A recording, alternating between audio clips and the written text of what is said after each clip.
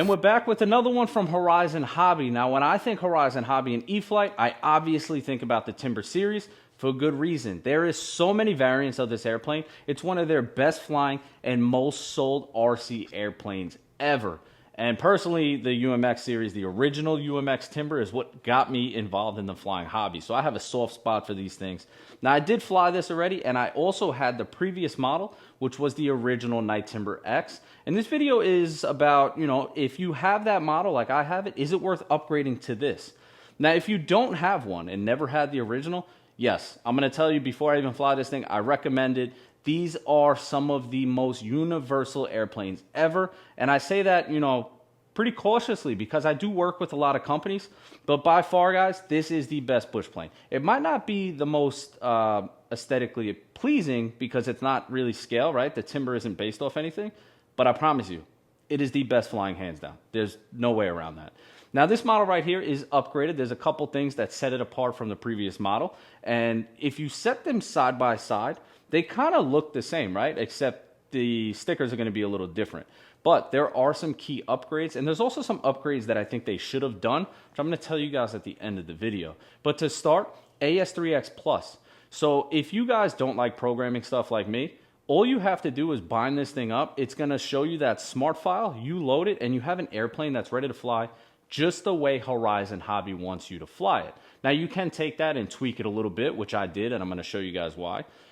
Now, the next thing, upgraded landing gear. Now, that was a big one, too, because the original landing gear was good. It was a bush plane, but it wasn't as good as this one is. We have upgraded springs, and the suspension flex is way further than the original, which means more durability. You guys are going to be able to botch those landings trying to come in, land on tables, and do some fun stuff, knowing that your landing gear is not going to give out.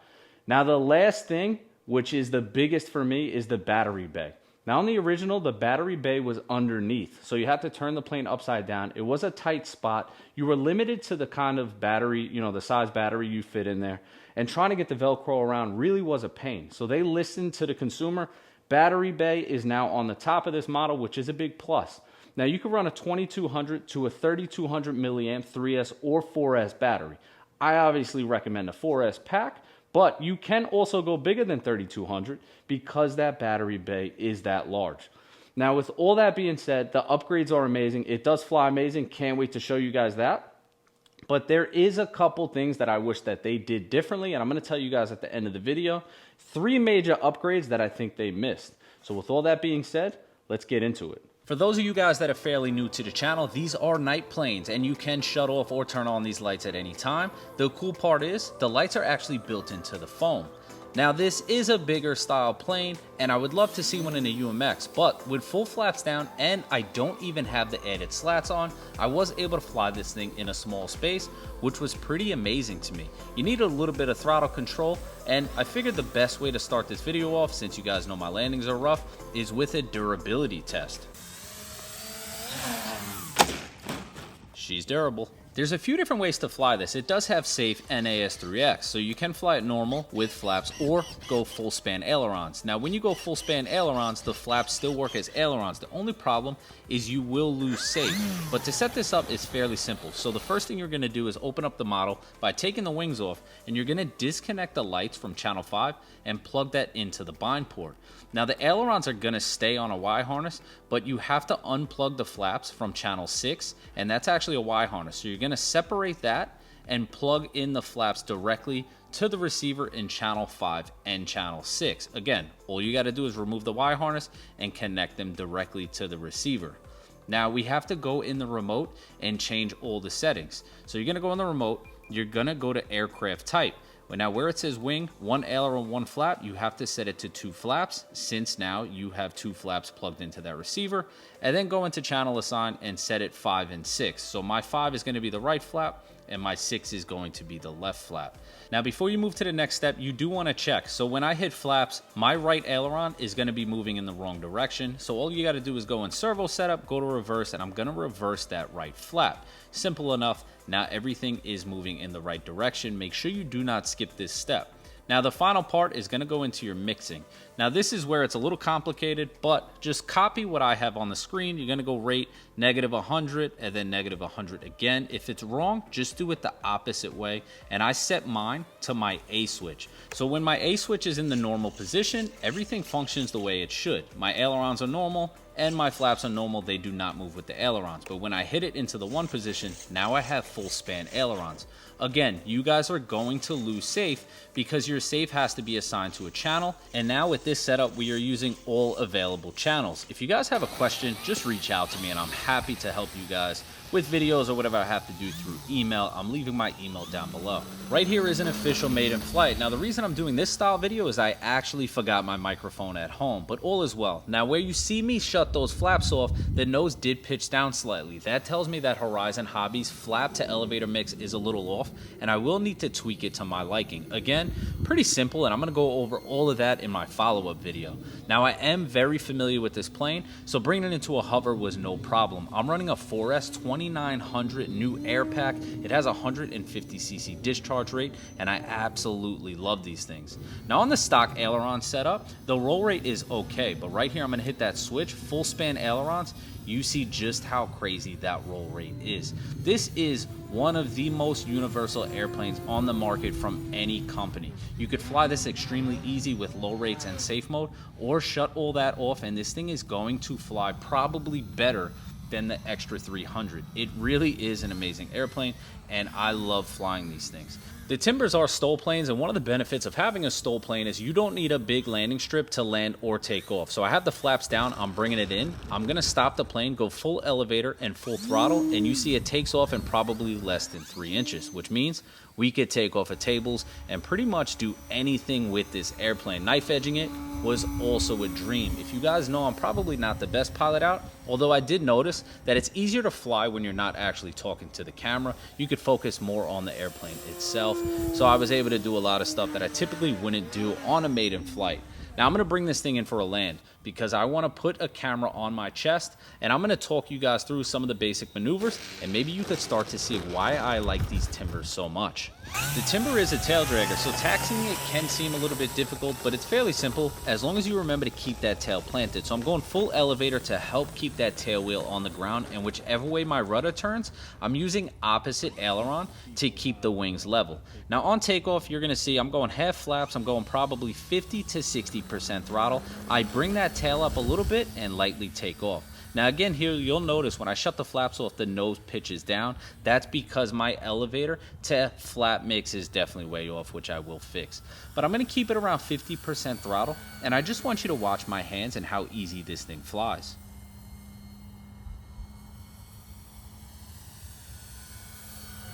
Right here, you're going to see some rudder turns, so I'm going to go full left rudder, and all I'm doing is keeping that right aileron level. So a little bit of right aileron input, and typically with a plane flying this slow of this style, you might get a little bit of wing rock, but I didn't notice that at all with this Night Timber X Evolution. And like I said earlier in the video, it flies better than an Extra 300. What I meant by that is it's going to do similar maneuvers with a lot more forgiveness. I don't have to worry about the crazy snaps or anything with this plane. High wing planes are really the easiest to fly. Even when I bring this thing inverted into an inverted high alpha, a lot of times with this style plane, you'll notice a wing rock. This doesn't have the tendency to do that at all, so they really have AS3X fine-tuned. It was flying amazing. Now for this flight, I am a smaller battery. I have a 2200 milliamp 4S, and even with that pack, with this mild way I'm flying, I'm still gonna get over 5 minutes. And the cool part, we have full telemetry.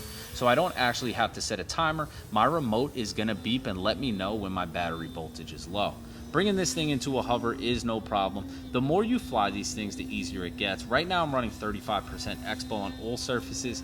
That's really a sweet spot for me.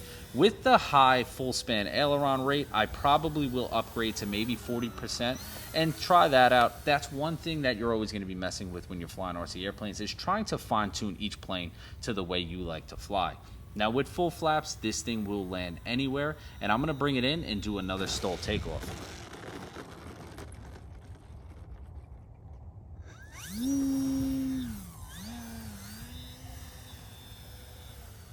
Now with all this crazy flying I'm doing, I understand that a lot of you guys are probably beginners looking for your next plane, and are slightly bummed that I'm not flying with SAFE, but for me, I just felt like it was more appropriate to show the flight performance of full span ailerons rather than have SAFE. But for now, what I'm going to do is I'm actually going to let go of that left throttle stick, because that's how I advise a lot of you beginners to fly. So I'm not going to touch that throttle stick or that rudder, and right now I am flying with just my right hand, a little bit of elevator, a little bit of aileron, and I'm still at 100% rate. So if I slow this down to about 50 or 60% rates, it would be even easier for you beginners.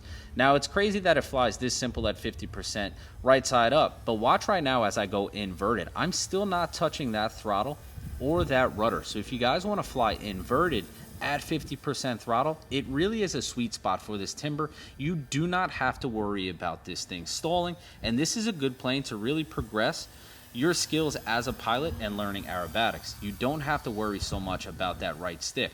Now, obviously, it's always going to be better to fly with rudder, so I'm not telling you not to learn with rudder. I'm just saying that you can have confidence flying with just aileron and elevator, leaving that throttle at one speed.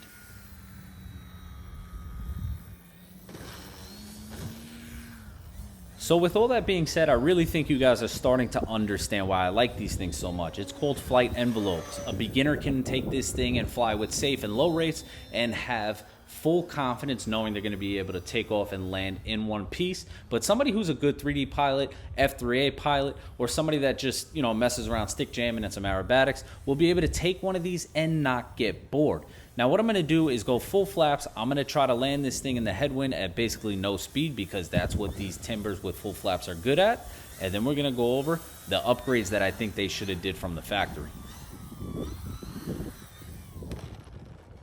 All right, well, there's no doubt that this plane flies amazing, but what are some upgrades that I think they missed? Well, there's 4 of them to be exact, right? And the first one is going to be about the wing.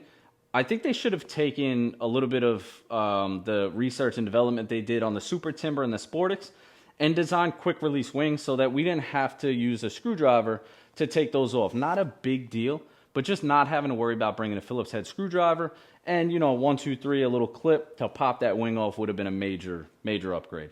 The second thing, battery. Now, the Super Timber had a removable battery bay, and I think that would have been really good on this model. Open it up, hit a button, slide the battery tray out, Velcro the battery, and slide it back in. They did it on the Super Timber. I think they definitely could have did it on this.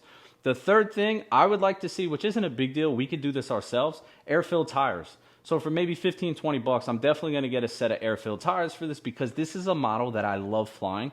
And it's one of those upgrades that I think would really take it to the next level, especially when I go to the beach and fly this thing off of sand.